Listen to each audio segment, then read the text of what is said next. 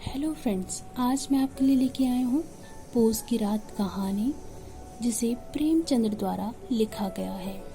कहानी का आरंभ कुछ इस तरह से होता है। पोस की रात किसान जीवन की कथा गाथा है, जिसके बाद में उन्होंने विराट फलक पर गोदान में चित्रित किया था। एक तरह से देखें तो पोस की रात गोदान का शुरुआती प्लॉट है, एक खाका है जो गोदान के ग्रामीण कथा का आधार बनता है। पर दोनों के मुख्य किरदारों की कथा परिणीति का प्रभाव अलग अलग है।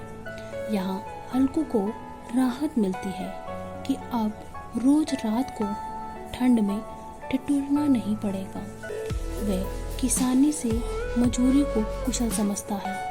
गोदान भी किसान के मजदूर बनने की गाथा है, पर वहाँ यह गाथा बेहद त्रासपूर्ण स्थिति से गुजरती है।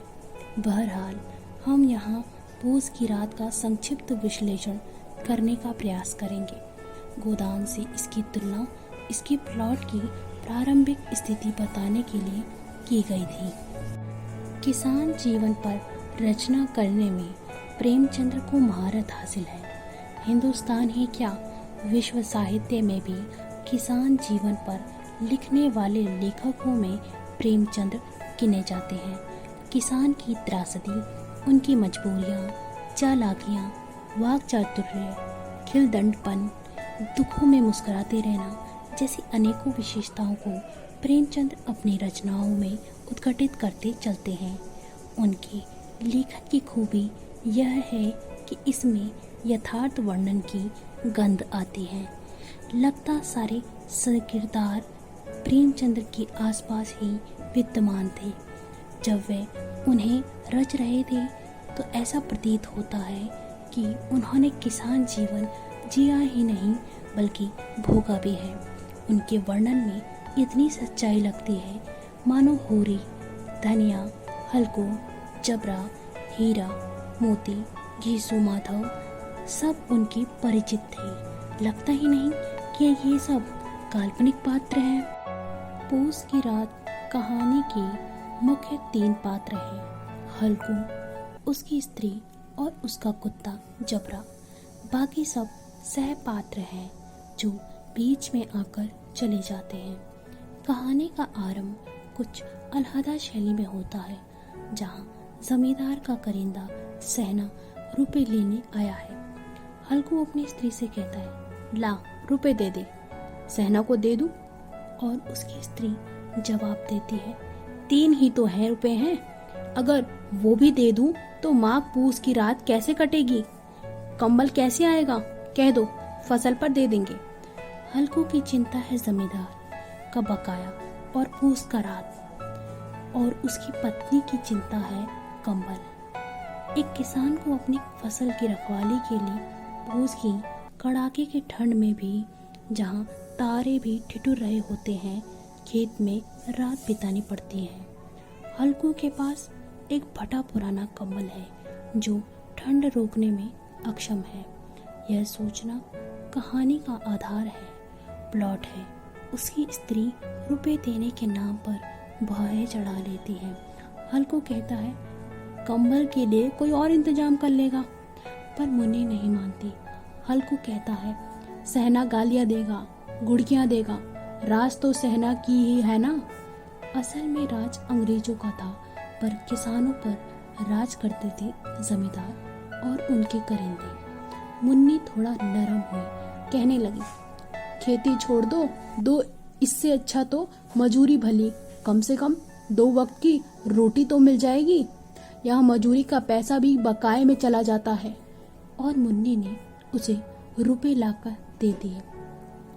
हल्कू ने रुपए ले लिए, लेकिन उसके दिमाग में पूस की रात का खौफ भी था। पर फिलहाल सहना को टालना था। उसे लगा वह रुपए नहीं, अपनी कलेजा दे रहा है।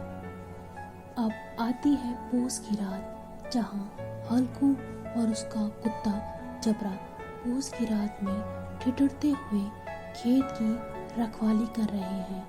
यहाँ उसके कुत्ते जबरा से हल्कू किस तरह से बात कर रहा है, यह भीतर गरमाई पैदा करता है। किसान के लिए पशु कैसा सहारा बनते हैं, यह प्रेमचंद्र अपनी कहानियों में भी दिखा चुके हैं। जबरा अपनी छाती और पैरों से मुंह दुबकाए कू कू कर रहा था, तो हल्कू घुटनों और सिर को मिलाए सिमटा पड़ा था।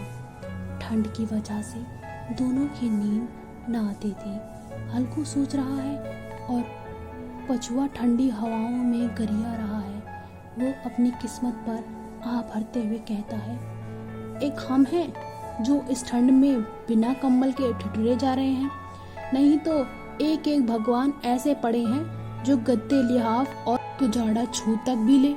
इस ठंड में लगता था धमनियों में रक्त की जगह हिम बह रहा है।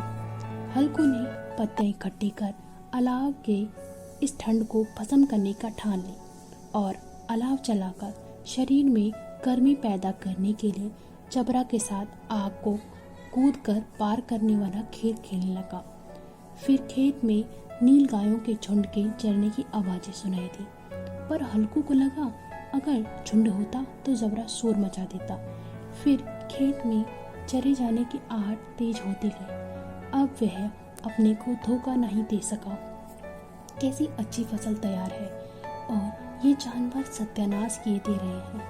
हल्कू कुछ दृढ़ निश्चय करके उठा, लेकिन उसी ठंडी हवा का ऐसा झोंका आया कि हल्कू फिर से अलाव के पास खुद को गरमाने के लिए बैठ गया। नील गाय खेत को सफाई किए डालती थी और हल्कू अलाव के पास शांत बैठा रहा।